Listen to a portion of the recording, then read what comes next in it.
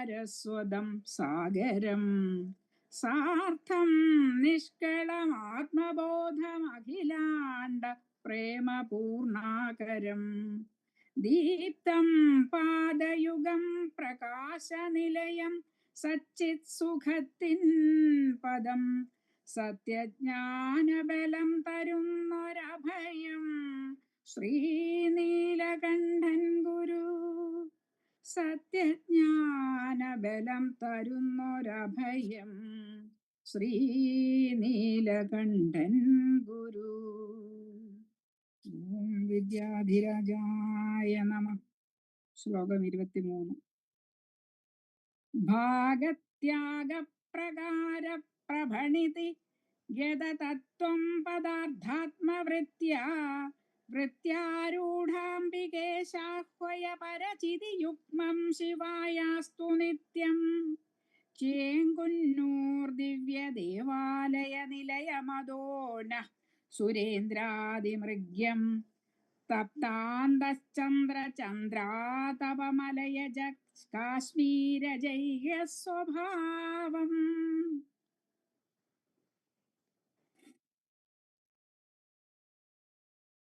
Unmute ചെയ്താട്ടെ sir.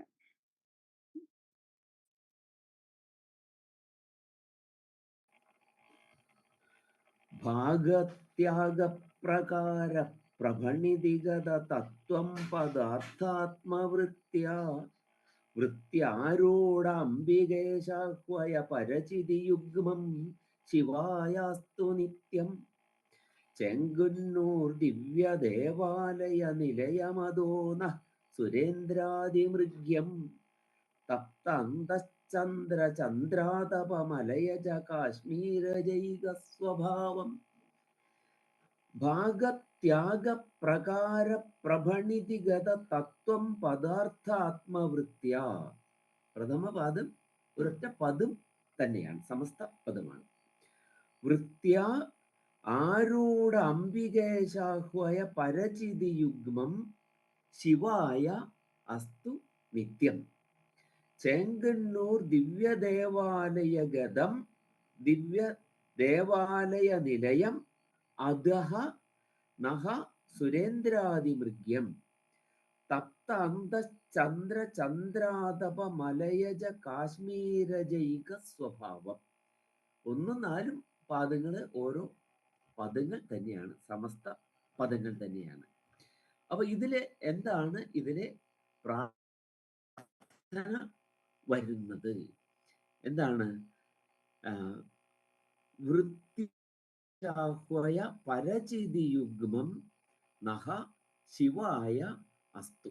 നഹ അസ്മാകം എന്നർത്ഥം. നമുക്ക് ശിവായ, ശിവം മംഗളം, മംഗളത്തിന് ആയി ഭവിക്കട്ടെ, മംഗളത്തിന് കാരണമായി ഭവിക്കട്ടെ, മംഗളകാരിയായി ഭവിക്കട്ടെ. എന്താണ്? പരചിതി യുഗ്മം, പരമമായ ചിത്തിന്റെ തന്നെ ആ യുഗ്മം, പരമമായ ചിത്ത് തന്നെ എന്താണ്? യുഗ്മമായിട്ട് കാണപ്പെടുന്നു. യുഗ്മം എന്ന് പറഞ്ഞാൽ ഇരട്ട, ദ്വന്ദ്വം, ദ്വയം. അപ്പൊ ഒന്ന് തന്നെ രണ്ടായിട്ട് വർത്തിക്കുകയാണ് അവിടെ. അപ്പൊ വാസ്തവത്തിൽ എന്തില്ല? വാസ്തവത്തിൽ രണ്ടില്ല, ഒന്നേ ഉള്ളൂ. അത് തന്നെ എന്തായിരിക്കുന്നു? ഈ പരചിതി തന്നെ യുഗ്മമായിട്ട് രണ്ടായിട്ട് ഇവിടെ വർത്തിക്കും. എന്തിനാണത് രണ്ടായിട്ട് വർത്തിക്കുന്നത്? അത് ജനങ്ങളെ അനുഗ്രഹിക്കുന്നതിന് വേണ്ടിയിട്ട്, സമസ്ത സൃഷ്ടികളെയും അനുഗ്രഹിക്കുന്നതിന് വേണ്ടി തന്നെയാണ് ഇത് യുഗ്മമായിട്ട് ഇരിക്കുന്നത്. അപ്പോൾ അത് എന്താണ്? അത് എൻ്റെ വിശേഷണങ്ങൾ ഇങ്ങനെ പറഞ്ഞുകൊണ്ടിരിക്കുകയാണ്. എങ്ങനെയാണ്? ഭാഗത്യാഗ പ്രകാര പ്രഭണിതിഗത തത്വം പദാർത്ഥ ആത്മവൃത്തിയ. ഈ ഒരു വൃത്തിയോട് കൂടിയിട്ടാണ് ഇത് വർത്തിക്കുന്നത്. എങ്ങനെയുള്ള വൃത്തിയാണ്? ഭാഗത്യാഗ പ്രകാര. ഭാഗം എന്ന് പറഞ്ഞാൽ എന്താണ്? ഭാഗം എന്ന് പറഞ്ഞാൽ ഭജിക്കപ്പെട്ടിരിക്കുന്നത്, വിഭജിക്കപ്പെട്ടിരിക്കുന്നത്, അല്ലെ? ഭിത് ധാതു, ഭേദിക്കപ്പെട്ട് ഇരിക്കുക. അങ്ങനെ ഭേദിക്കപ്പെട്ടിരിക്കുന്ന അവസ്ഥകളെ, വിഭാഗീയതകളെ ത്യജിക്കുന്ന പ്രകാരമുള്ള വിഭാഗീയതകളെ മാറ്റുക. നമ്മൾ പലതായി കാണുമ്പോൾ പലതല്ല, ഇത് ഒന്നാണ്. എന്ന് പറയുന്നു അല്ലേ? നമ്മളിപ്പോ പറയാറുണ്ടല്ലോ ഭാരതം, അതിന്റെ സംസ്കാരം എന്താണ്? നാനാത്വത്തിൽ ഏകത്വമാണ്. പലതായി കാണുന്നത് ഒന്ന് തന്നെ ആയിരിക്കണം. എത്രയോ ഭാഷകളാണ് ഇവിടെ സംസാരിക്കുന്നത് ഈ ഈ ഒരു രാജ്യത്ത്. ഭാരതത്തിന്റെ ഭാഷ ഏതാണെന്ന് ചോദിച്ചാൽ ഏതാ നമ്മൾ അതിന് സമാധാനം പറയാ? ഇവിടെ ഇംഗ്ലീഷാണോ, മലയാളമാണോ, ഒന്നും നമുക്ക് ഹിന്ദിയാണോ, അതുമല്ല. അപ്പോ എന്താണ്, ഇങ്ങനെ ഇത്രയേറെ വൈരുദ്ധ്യങ്ങളും വൈവിധ്യങ്ങളുമുള്ള ഒരു രാജ്യമുണ്ടെന്ന് തോന്നില്ല. പക്ഷെ അവിടെ എന്തില്ല? വൈരുദ്ധ്യമില്ല എന്നുള്ളതാണ് അല്ലേ? ഒരാൾ മലയാളം പറയുന്നു, ഒരാൾ തമിഴ് പറയുന്നു, കന്നഡം പറയുന്നു, എന്തൊക്കെയാണ് ഇവിടെ പറയുന്നത്. നമ്മൾ കേട്ടിട്ട് പോലും ഇല്ലാത്ത ഭാഷകളുണ്ടെന്നാണ് എനിക്ക് തോന്നുന്നത്. പക്ഷെ എന്തില്ല, അതൊന്നും വിരുദ്ധങ്ങളല്ല, വിഭിന്നമായിട്ട് നാനാ അഭിരുചികള്. ഭക്ഷണ സമ്പ്രദായം, ഭാരതീയരെങ്ങനെയാ ഭക്ഷണം കഴിക്കാന്ന് ചോദിച്ചാൽ അതിനൊരു രീതിയുണ്ടോ? എല്ലാം ഏതെല്ലാം വിധത്തിലാണ്. അപ്പൊ ഇത്രയേറെ അഭിരുചികളിലും വേഷഭൂഷാദികളിലും എല്ലാ സംസ്കാരത്തിലും എല്ലാം ഇത്രയേറെ എന്താണ് ഭേദങ്ങൾ ഉണ്ടായിട്ടും ഭാരതീയൻ, ഒരൊറ്റ ഇതേ ഉള്ളൂ, ഭാരതീയൻ. അപ്പൊ അതാണ് ഭാഗത്യാഗം. അതിന് നമുക്ക് ഏറ്റവും പറയാൻ പറ്റിയ ഉദാഹരണം നമ്മുടെ രാജ്യം തന്നെയാണ്. ഇവരൊക്കെ ആരാണ്? ഇവരെല്ലാം ഭാരതീയരാണ്. അങ്ങനെയുള്ള വിഭാഗങ്ങളെ മുഴുവൻ ത്യജിക്കും പ്രകാരത്തിൽ പ്രകൃഷ്ടങ്ങളായ വചസ്സുകൾ, ഇതിനെയൊക്കെ മാറ്റിക്കളയുന്ന ഒരു വചസ്സുണ്ട്. ആ വചസ് എന്താണ്? വേദങ്ങൾ പറയുന്ന വചസ്സുകളാണ് വേദം അല്ലെ? എല്ലാ വേദങ്ങളും പറയുന്നു. ഓരോ വേദവും ഓരോ വിധത്തിൽ പറയാണ്. ഋഗ്വേദം പറയാണ് ഐതരേയോപനിഷത്തിലൂടെ. ഋഗ്വേദത്തിന്റെ 4 വേദങ്ങൾക്കും ഓരോ മഹാവാക്യങ്ങളുണ്ട്. മഹത്തായ വാക്യം, മഹാവാക്യം. അത് മഹദ്വാക്യം എന്നല്ല പറയാം. നമ്മൾ പലപ്പോഴും പറയുന്ന ഈ വാക്ക് തെറ്റിക്കാറുണ്ട്. നമ്മൾ മഹദ്വചനം എന്ന് പറയാറുണ്ട്. മഹാന്മാരുടെ വചസ്സുകളൊക്കെ മഹദ്വചനങ്ങളാണ്. പക്ഷെ മഹാവചനം എന്ന് പറയുമ്പോൾ ആ വചനം തന്നെ മഹത്തായിരിക്കണം. അതിന് വ്യത്യാസം എന്താണ്? മഹാത്മാഗാന്ധി കസ്തൂർബായിയോട് പറഞ്ഞിട്ടുള്ളതൊക്കെ എന്താണ്? ഒരു മഹാന്റെ വചസ്സുകളാണ്, അതൊക്കെ മഹദ്വചനങ്ങളാണ്. പക്ഷേ മഹാത്മാഗാന്ധി പറഞ്ഞിട്ടുള്ള മഹത്തായ വാക്യങ്ങൾ, നമ്മൾ എന്നും ഓർത്തിരിക്കേണ്ട മഹത്തായ വാക്യങ്ങൾ എന്താണ് പറയുക? മഹാവചനം എന്നാണ് അവിടെ പറയേണ്ടത്. നമ്മൾ എപ്പോഴും തെറ്റിക്കാറുണ്ട്. അത് സംസ്കൃത വ്യാകരണത്തിൽ പ്രത്യേകം എടുത്തു പറയുന്നുണ്ട്. ആൻമഹത സമാനാധികരണ ജാതീയയോഹോ എന്ന് പറയുന്നുണ്ട്. അതായത് വിശേഷണ വിശേഷ്യങ്ങൾ ഒരേ വിഭക്തിയിൽ വചനത്തിലും വന്നാൽ മാത്രമാണ് എന്തായിരിക്കുന്നത്? അത് വിശേഷണ വിശേഷമായിരിക്കുന്നത്. മറ്റതെങ്ങനെയാ പറയാ? മഹത്ത് ആയ വചനം. രണ്ടും എന്താണ്? രണ്ടും പ്രഥമയിലാണ്. മഹത്ത് വചനം രണ്ടും പ്രഥമയിലാണ്, ഒരേ വിഭക്തിയിലാണ്. അപ്പൊ അത് മഹാവചനം എന്നാണ് പറയാ. നേരെ മറിച്ച് മഹത്തിന്റെ വചനം, മഹത്തിന്റെ എന്നുള്ളത് ഏതാണ്? അത് ഷഷ്ടിയാണ്, ജനറ്റീവ് കേസ് ആണ് അല്ലേ? മഹത്തിന്റെ വചനം എന്താണ്? മഹദ്വചനം. ഇതാണ് നമ്മളവിടെ ഓർക്കേണ്ടത്. വചനവും പിന്നെ എന്താണ് പറഞ്ഞാലോ ഒരേപോലെ ആവുമ്പോ എന്താണ്? മഹത്ത് ആയ വചനം. മഹത്ത് ആയ വചനം മഹാവചനം, മഹാന്റെ വചനം മഹദ്വചനം. നമ്മളെപ്പോഴും തെറ്റിക്കുന്നതാണ്. അപ്പോ ഇവിടെ വേദം പറയുകയാണ് ഓരോന്നിനും ഓരോ മഹാവാക്യങ്ങളുണ്ട്. ഓരോ വേദത്തിനും മഹാവാക്യങ്ങളുണ്ട്, മഹത്തായ വാക്യമുണ്ട്. അത് ഋഗ്വേദത്തിന് ഏതാണ്? ഐതരേയോപനിഷത്തിലൂടെ പറയുന്ന പ്രജ്ഞാനം ബ്രഹ്മ എന്ന് ഋഗ്വേദം. പ്രകൃഷ്ടമായ ജ്ഞാനമാണ് ബ്രഹ്മം എന്നുള്ളത്. ജ്ഞാനമാണ് ബ്രഹ്മം. അപ്പൊ അതുകൊണ്ടാണ് നമ്മൾ എന്ത് പറയുന്നത്? അറിവുള്ളവൻ നാര അയനൻ. നാരം ജ്ഞാനം. അവിടെ നാരം എന്നുള്ളതിന് ജ്ഞാനം എന്നർത്ഥം. നാരദൻ, നാരത്തെ നൽകുന്ന മഹർഷിയാണ് നാരദ മഹർഷി. അറിവ് കൊടുക്കാണ് അദ്ദേഹത്തിന്റെ പണി. അപ്പൊ നാരമാകുന്ന അയനത്തോടു കൂടിയവൻ നാരായണൻ എന്ന് പറയുന്നതിന് കാരണം അതാണ്. ജ്ഞാനമാണ്. ദൈവത്തെ അറിഞ്ഞാൽ എന്തായി തീർന്നു? ദൈവം തന്നെയായി മാറി, പരബ്രഹ്മം തന്നെയായി മാറുകയാണ് ചെയ്യുന്നത്. അപ്പൊ ഋഗ്വേദം ഐതരേയോപനിഷത്തിലൂടെ പറഞ്ഞു തരികയാണ് പ്രജ്ഞാനം ബ്രഹ്മ. അപ്പൊ പ്രകൃഷ്ടമായ ജ്ഞാനമാണ് ബ്രഹ്മം. അതിൽ നിന്ന് വിഭിന്നമായിട്ട് പിന്നെ യാതൊന്നും ഇല്ല. അപ്പൊ എന്തായി തീർന്നു? ഭേദം എന്നത് ഇല്ലാതെയായി തീർന്നു. ഭേദജ്ഞാനത്തെ, ഭേദബുദ്ധിയെ അവിടെ നിരസിക്കുകയാണ്. അതുപോലെ യജുർവേദം. യജുർവേദം ബൃഹദാരണ്യകോപനിഷത്ത്, ഏറ്റവും വലിയ ഉപനിഷത്ത് ബൃഹദാരണ്യകോപനിഷത്താണ്. അതുകൊണ്ട് അതിന്റെ പേരിൽ തന്നെ എന്തുണ്ട്? ബൃഹത്ത് എന്ന് ഉണ്ട്. ബൃഹത്തായ ആരണ്യകം, ആരണ്യകത്തിൽ അന്തർഭവിക്കുന്നതാണ്. അപ്പൊ ബൃഹദാരണ്യക ഉപനിഷത്ത്, ബൃഹദാരണ്യക ഉപനിഷത്ത്. അപ്പോ അതിലൂടെ എന്താണ് യജുർവേദം എന്താണ് പറയുന്നത്? അഹം ബ്രഹ്മാസ്മി, ഞാൻ തന്നെയാണ് ബ്രഹ്മം എന്ന് അവിടെ പറയുന്നു. അഹം ബ്രഹ്മാസ്മി എന്ന് പറയുന്നു. അപ്പൊ അത് ഞാൻ അതിൽ നിന്ന് വിഭിന്നനല്ല എന്നല്ലേ പറയുന്നതിന്റെ അർത്ഥം. ആ ബ്രഹ്മം തന്നെയാണ് ഞാനും എന്ന് പറയുമ്പോൾ അത് അഹം ബ്രഹ്മാസ്മി എന്നതിലേക്ക് വന്നു. അത് കഴിഞ്ഞാൽ സാമവേദത്തിലേക്ക് വരുമ്പോൾ, സാമം ഗാനരൂപത്തിൽ ആലപിക്കുന്ന സാമങ്ങൾ, സാംസ് പാട്ടുകളാണ്, ഗാനങ്ങളാണ്. അപ്പോ ഗാനരൂപത്തിൽ ആലപിക്കുന്ന അതാണ് ഛന്ദസ്, വൈദികമായ ഛന്ദസ്സിനെ ഗാനം ചെയ്യുക. അതാണ് ഛന്ദോഗൻ എന്ന് പറയുന്നത്. ഛന്ദസ്സിനെ ഗാനം ചെയ്യുന്നവനാണ് ഛന്ദോഗൻ. ഛന്ദോഗനെ സംബന്ധിച്ച ഉപനിഷത്തായത് കൊണ്ടാണ് ഛാന്തോഗ്യ ഉപനിഷത്ത് എന്ന് പറയുന്നത്. ഗാനം ചെയ്യുന്നതാണ്. അപ്പൊ ആ ഛാന്തോഗ്യ ഉപനിഷത്ത് എന്താണ്? തത്വമസി. ഒരിടത്ത് യജുർവേദത്തില് അത് നമ്മൾ സാക്ഷാത്കരിക്കാം, അത് ഞാൻ തന്നെ എന്ന് സാക്ഷാത്കരിക്കുകയാണ്. ഛാന്തോഗ്യത്തിൽ വന്നപ്പോ എന്താണ്?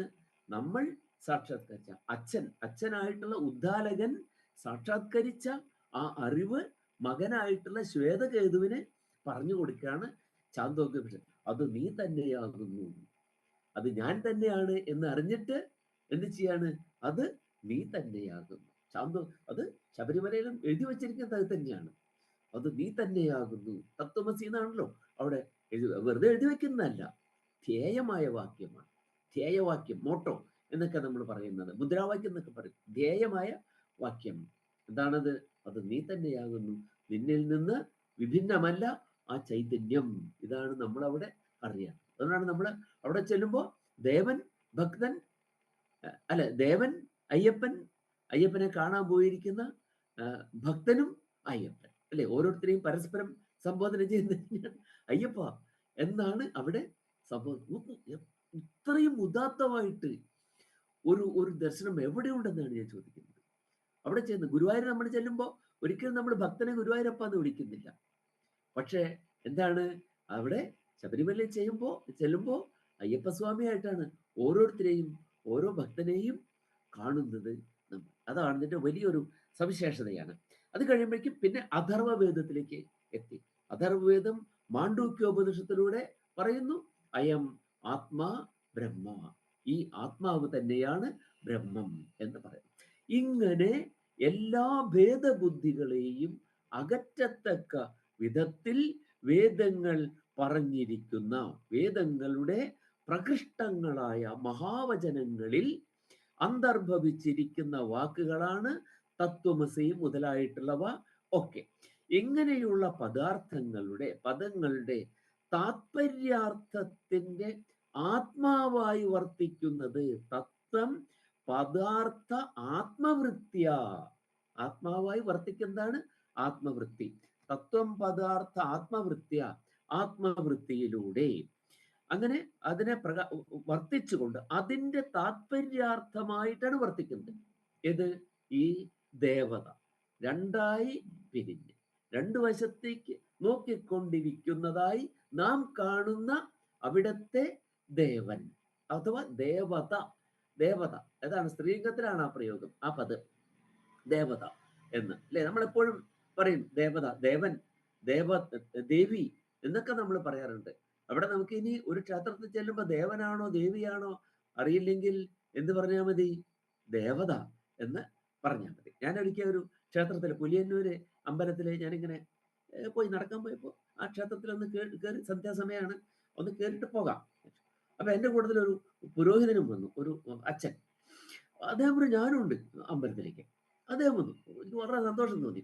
ഒരു പുരോഹിതനും അമ്പലത്തിൽ കയറാൻ തോന്നുക എന്ന് പറഞ്ഞാല് വളരെ സന്തോഷം തോന്നി. അങ്ങനെ ഞങ്ങൾ രണ്ടുപേരും കൂടെ അവിടെ കയറി.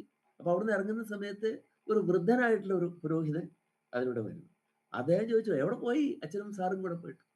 ഞാൻ പറഞ്ഞു ഞാൻ ദേവനെ കാണാൻ പോയതാണ്, പുലിയന്നൂർ ദേവനെ കാണാൻ. അതേ സമയത്ത് അച്ഛൻ പറഞ്ഞ് ദേവിയെ കാണാൻ പോയതുണ്ട്. അപ്പൊ ഈ വൃദ്ധനായ പുരോഹിതൻ പറഞ്ഞു ഫാദർ ചൊവ്വാറ്റുകുന്നേൽ, ജോസ് ചൊവ്വാറ്റുകുന്നേൽ എന്നുള്ളൊരു അച്ഛനാണ്. അപ്പൊ അദ്ദേഹം പറഞ്ഞു ദേവനാണെങ്കിലും ദേവിയാണെങ്കിലും ദേവത തന്നെ, ദേവനാണെങ്കിലും ദേവിയാണെങ്കിലും ദേവത തന്നെ. വളരെ വളരെ ഒരു ഭാരതീയതയിലെ ഒരു എന്താണ് ആദരവുള്ളൊരു പുരോഹിതനാണ് അദ്ദേഹം. അപ്പോ ദേവനാണെങ്കിലും ദേവിയാണെങ്കിലും ദേവത തന്നെ എന്നാണ്. ആദ്യം പക്ഷെ അത് ആദ്യം ഞാൻ ശ്രദ്ധിക്കുന്നത് അതിലാണ്, അദ്ദേഹത്തിന്റെ ആ ഒരു വാക്കിലാണ്. അപ്പോൾ ഇങ്ങനെയുള്ള ആ ദേവത തത്വം അത് തന്നെ നീ, പ്രജ്ഞാനം ബ്രഹ്മ, പ്രകൃഷ്ടമായിട്ട്. ഇപ്പൊ ഇതിൽ നമ്മൾ ഏതിൽ എടുത്തു നോക്കിയാലും എന്ത് കിട്ടുന്നുണ്ട്? ഈ പറയുന്നതായ ആശയം കിട്ടുന്നുണ്ട്. അങ്ങനെ അതിൻ്റെ ആത്മാവായി വർത്തിച്ചുകൊണ്ട് ഈ വചസ്സുകളെല്ലാം എന്തിനെ സൂചിപ്പിക്കുന്നുവോ അതിൻ്റെ ആത്മാവാണ് എന്ത്? ഈ ദേവതത്വം എന്ന് പറയുന്നത്, പരമാത്മതത്വം എന്ന് പറയുന്നത്. അങ്ങനെ വർത്തിച്ചുകൊണ്ട് എല്ലാറ്റിനും അന്തര്യാമിയായി വർത്തിച്ചുകൊണ്ട് തപ്പത അന്തശ്ചന്ദ്ര ചന്ദ്രാതപ മലയജ കാശ്മീര ജൈക സ്വഭാവ. അങ്ങനെയുള്ള ഒറ്റ സ്വഭാവത്തോടു കൂടിയാണ് ഇത് പറഞ്ഞത്. കേൾക്കാൻ ബുദ്ധിമുട്ടില്ലല്ലോ അല്ലേ? എൻ്റെ ക്യാമറയ്ക്ക് എന്തോ ഒരു കുഴപ്പമുണ്ട്, ക്യാമറ പണിമുടക്കിയിരിക്കുകയാണ്, സമരമാണ് എന്ന് തോന്നുന്നു. അതിരിക്കട്ടെ. അപ്പോ ഇത് എങ്ങനെയാണ് ഇത് വർത്തിക്കുന്നത്? തപ്തമായ അന്തശ്ചന്ദ്രനോട് കൂടിയവർ. തപ്തം, തപിപ്പിക്കപ്പെട്ടത്, ചൂട് പിടിപ്പിച്ച. നമുക്കറിയാം നമ്മളൊക്കെ നാനാപ്രകാരങ്ങളായിട്ടുള്ള താപങ്ങളിലൂടെ പോകുന്നവരാണ് നമ്മൾ. ഇപ്പോഴും നമ്മൾ 3 തരത്തിലുള്ള താപങ്ങളെ നമ്മൾ പറയാറുണ്ട്. ആധ്യാത്മിക ദുഃഖം, ആദി ഭൗതിക ദുഃഖം, ആദി ദൈവിക ദുഃഖം. അതാണ് നമ്മൾ എപ്പോഴും ശാന്തി മന്ത്രങ്ങളൊക്കെ ചൊല്ലുമ്പോൾ നമ്മൾ 3 പ്രകാരത്തിലാണ്, 3 വിധത്തിൽ ശാന്തി, ശാന്തി, ശാന്തി. ആധ്യാത്മികവും ആദി ഭൗതികവും ആദി ദൈവികവുമായിട്ടുള്ള ദുഃഖങ്ങൾക്ക് അറുതി ഉണ്ടാകുമാറാകട്ടെ അർത്ഥത്തിലാണ് നമ്മൾ 3 പ്രാവശ്യം ഈ ശാന്തി മന്ത്രം നമ്മൾ ചൊല്ലുന്നത്, ശാന്തി എന്ന് നമ്മൾ പറയുന്നത്. അങ്ങനെയുള്ള തപ്തമായ മനസ്സാകുന്ന ചന്ദ്രനോട് കൂടിയ ആളുകൾക്ക് ചന്ദ്രാതപ മലയജ കാശ്മീര ജൈക സ്വഭാവ. ചന്ദ്രാതപം പോലെയും, ചന്ദ്രന്റെ ആതപം, ആതപം എന്ന് പറഞ്ഞാൽ വെയിലെന്നാണ് ശരിക്കും അർത്ഥം, തപിപ്പിക്കുന്നത് എന്നാണ് അർത്ഥം. നമ്മുടെ സാധാരണ സൂര്യന്റെ ആതപവും ചന്ദ്രന്റെ ചന്ദ്രിക, ജ്യോത്സ്ന എന്നൊക്കെ നമ്മൾ പറയും അല്ലേ? ചന്ദ്രന്റെ വെളിച്ചത്തെ നമ്മൾ എന്താ പറയുക? ചന്ദ്രിക എന്ന് പറയും, ജ്യോത്സ്ന എന്ന് പറയും, നിലാവെന്ന് പറയും. പക്ഷെ അതെന്താണ്? അത് ശൈത്യമാണ്. പക്ഷെ ആ വെളിച്ചം എന്ന അർത്ഥത്തിൽ ഇവിടെ ചന്ദ്രാതപഹ എന്ന പദം തന്നെ തീർത്ഥപാദര് പ്രയോഗിച്ചിരിക്കുകയാണ്. അപ്പൊ ചന്ദ്രാതപം എന്നുള്ളതിന് ഇവിടുത്തെ അർത്ഥം എന്താണ്? ചന്ദ്രിക, നിലാവ് എന്ന് തന്നെയാണ് അർത്ഥം. അപ്പൊ ചന്ദ്രാതപം പോലെയും മലയജം, മലയജം എന്താണ്? മലയജം ചന്ദനം, മലയപർവ്വതത്തിലാണ് ചന്ദനം ഉണ്ടാവുന്നത് ഏറ്റവും പ്രധാനമായിട്ട്. വേറെ ഇപ്പം നമ്മുടെ നാട്ടിൽ നട്ടാലും മലയജം ചന്ദനം ഉണ്ടാവുകയൊക്കെ ചെയ്യും. പക്ഷെ നമ്മൾ സാധാരണ രീതിയിൽ നമുക്ക് അതൊക്കെ പോകാറുണ്ട്. കാരണം നമ്മൾ ചുറ്റുപാടും പുല്ലൊക്കെ പറിച്ച് നല്ല വൃത്തിയാക്കി ഇടും ചന്ദനമരത്തിന്റെ ചുറ്റും. അതോടെ അത് ഉണങ്ങിപ്പോവുകയും ചെയ്യും. കാരണം എന്താണ്? അതെന്താണ്? അതൊരു പാരസൈറ്റാണ് ശരിക്കും പറഞ്ഞാല്. പരാന്നജീവിയാ ചന്ദനം അല്ലെ? മറ്റ് ചുറ്റുപാടുമുള്ള പുല്ല് വൃക്ഷങ്ങളുടെയൊക്കെ വേരുകളിൽ നിന്നാണ് ഇത് അന്നം സ്വീകരിക്കുന്നത്. അപ്പോ മലയജം കാശ്മീര ജൈക സ്വഭാവം, അതുപോലെ എന്താണ്? കുങ്കുമം, ഇതിൻ്റെയൊക്കെ സ്വഭാവത്തോട് കൂടിയത്, തണുപ്പ് നൽകുന്നത്, ശൈത്യത്തെ പ്രദാനം ചെയ്യുന്നതായി വർത്തിക്കുന്നു. അപ്പൊ ചുട്ടുപഴുത്ത മനസ്സുകൾക്ക് എന്തായിരുന്നു? മനസ്സാകുന്ന ചന്ദ്രനോട് കൂടിയവർക്ക് നിലാവിനെ പോലെയും ചന്ദനത്തെ പോലെയും കുങ്കുമത്തെ പോലെയും എന്ത് ചെയ്യുന്നു? തണുപ്പ് അരുളുന്നു. പിന്നെ അതോടൊപ്പം തന്നെ സുരേന്ദ്രാദി മൃഗ്യം, ഈ ചൈതന്യത്തെയാണ് സുരേന്ദ്രാദികൾ മാർഗണം ചെയ്യുന്നത്. മാർഗണം ചെയ്യാന്ന് പറഞ്ഞാൽ എന്താണ്? അന്വേഷിക്കുക അല്ലെ? മാർഗണം ചെയ്യാൻ സുരേന്ദ്രാദികൾ അന്വേഷിച്ചു കൊണ്ടിരിക്കുന്നു. സുരേന്ദ്രാദികൾ എന്ന് പറഞ്ഞാൽ ദേവന്മാരാണ്. ദേവന്മാരും എന്തിലേക്ക് എത്തിയിട്ടില്ല? പരമാത്മ ചൈതന്യത്തിലേക്ക് എത്തിയിട്ടില്ല.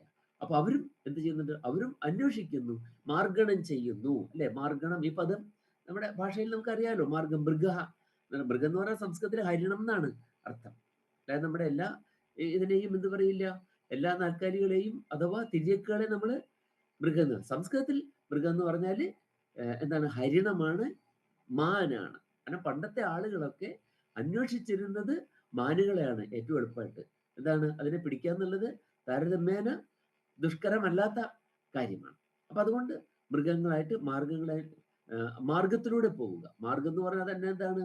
മൃഗം നടന്നു പോയ വഴിയാണ് മാർഗം എന്ന് പറയുന്നത്. മൃഗം ഇങ്ങനെ പുല്ലൊക്കെയുള്ള സ്ഥലത്ത് കൂടെ മൃഗം പോയാൽ എന്തുണ്ടാകും? പുല്ല് രണ്ടു വശത്തേക്ക് ഒരു വഴി ക്ലീവ് ചെയ്യും അവിടെ, അല്ലേ? അങ്ങനെ അവിടെ അതാണ് മാർഗം പണ്ട് ഉണ്ടായത്. അപ്പൊ പണ്ട് ലക്ഷ്യത്തിലേക്ക് പോകാൻ എന്താണ്? മാർഗം നോക്കും, മൃഗം പോയ വഴിയുണ്ടോ എന്ന്. അതിലൂടെ പോയ അവർക്ക് മൃഗമാകുന്ന ലക്ഷ്യത്തിൽ എത്താം. അങ്ങനെയാണ് നമ്മുടെ നാട്ടിലും എന്തുണ്ടായത്? മാർഗങ്ങൾ ഉണ്ടായത്.